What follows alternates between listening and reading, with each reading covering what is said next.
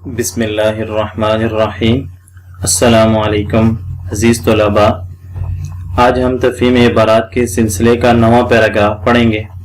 اس paragraph کا عنوان ہے صبح کے وقت سمندر کا منظر۔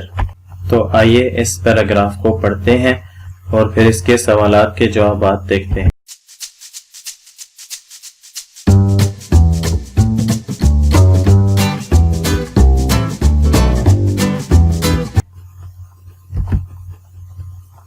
سکون کے وقت سمندر کا دیدار آنکھوں کو فرحت بخشنے والی چیز ہے۔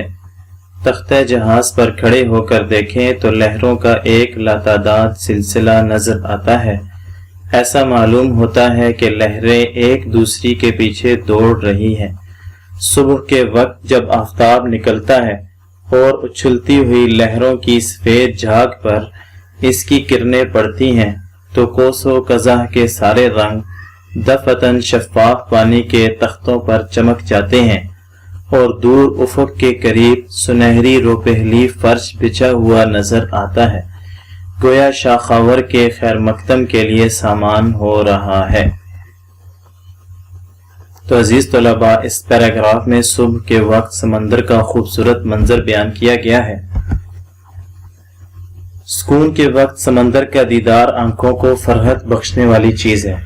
تختہ جہاز پر کھڑے ہو کر دیکھیں تو لہروں کا ایک لاتعداد سلسلہ نظر آتا ہے، یعنی اگر جہاز کے اوپر کھڑے ہو کر سمندر کو دیکھا جائے تو لہروں کا ایک لاتعداد سلسلہ نظر آتا ہے۔ ایسا معلوم ہوتا ہے کہ لہریں ایک دوسری کے پیچھے دوڑ رہی ہیں، یعنی اتنی زیادہ لہریں ہوتی ہیں کہ انسان محسوس کرتا ہے کہ ایک دوسرے کے پیچھے دوڑ رہی ہیں۔ صبح کے وقت جب آفتاب نکلتا ہے اور اچھلتی ہوئی لہروں کی سفید جھاگ پر اس کی کرنیں پڑتی ہیں، آفتاب یعنی سورج، صبح جب سورج نکلتا ہے اور سمندر کی لہروں کی سفید جھاگ پر اس کی کرنیں پڑتی ہیں تو کوس و قزح کے سارے رنگ دفعتاً شفاف پانی کے تختوں پر چمک جاتے ہیں۔ کوس و قزح کیسے کہتے ہیں؟ جب بارش کے بعد آسمان پر مختلف رنگوں کی ایک کمان سی بنتی ہے، اس کو کوس و قزح کہتے ہیں۔ تو کوس و قزح کے سارے رنگ دفعتاً اچانک شفاف پانی کے تختوں پر چمک جاتے ہیں اور دور افق کے قریب، افق آسمان کے قریب سنہری روپہلی یعنی سفید و زرد، سنہری روپہلی سے مراد یہ خوبصورت چیز کے لیے بولتے ہیں، خوبصورت چمکدار، سنہری روپہلی فرش یعنی سفید و زرد رنگ کا فرش بچھا ہوا نظر آتا ہے، گویا شاخاور کے خیر مقدم کے لیے سامان ہو رہا ہے۔ شاخاور سے مراد سورج، خیر مقدم استقبال، سامان ہو رہا ہے یعنی تیاری کی جا رہی ہے، بندوبست ہو رہا ہے، گویا شاخاور کے خیر مقدم کے لیے سامان ہو رہا ہے، یعنی سورج کے استقبال کے لیے تیاری ہو رہی ہے۔ یہ ہمارا 9واں پیراگراف تھا۔ اب اس کے سوالوں کے جوابات کی طرف چلتے ہیں۔ پہلا سوال ہے، سکون کے وقت سمندر کا نظارہ کیسا ہوتا ہے؟ سکون کے وقت سمندر کا نظارہ آنکھوں کو فرحت بخشتا ہے۔ سکون کے وقت سمندر کا نظارہ آنکھوں کو فرحت بخشتا ہے۔ سوال نمبر 2 ہے، دور افق کے قریب کیا نظر آتا ہے؟ دور افق کے قریب کیا نظر آتا ہے؟ افق یعنی آسمان کے قریب کیا نظر آتا ہے؟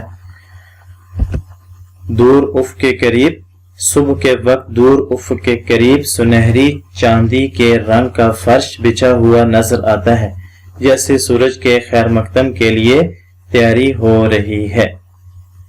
صبح کے وقت دور افق کے قریب سنہری چاندی کے رنگ کا فرش بچھا ہوا نظر آتا ہے، جیسے سورج کے خیر مقدم کے لیے تیاری ہو رہی ہے۔ سوال نمبر 3 ہے، تختہ جہاز سے سمندر کیسا نظر آتا ہے؟ تختہ جہاز سے سمندر بہت دلکش نظر آتا ہے۔ تختہ جہاز سے سمندر کی لہروں کا ایک ختم نہ ہونے والا سلسلہ دکھائی دیتا ہے۔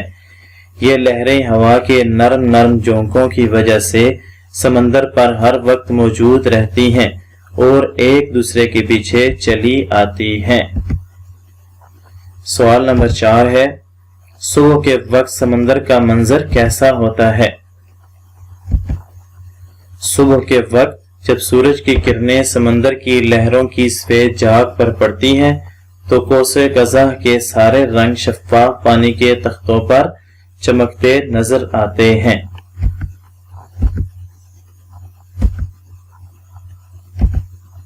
سوال نمبر 5، اس عبارت کا موضوع عنوان تحریر کریں۔ تو اس کا جواب کیا ہوگا؟ شروع میں ہی پیراگراف کی شروع میں آپ کو اس کا عنوان بتایا تھا کہ اس عبارت کا موضوع عنوان کیا ہے؟ صبح کے وقت سمندر کا منظر۔ تو عزیز طلباء، یہ ہمارا تفہیم عبارت کے سلسلے کا 9واں پیراگراف تھا۔ امید ہے کہ آپ سب کو اس پیراگراف کی سمجھ آ گئی ہوگی۔ شکریہ۔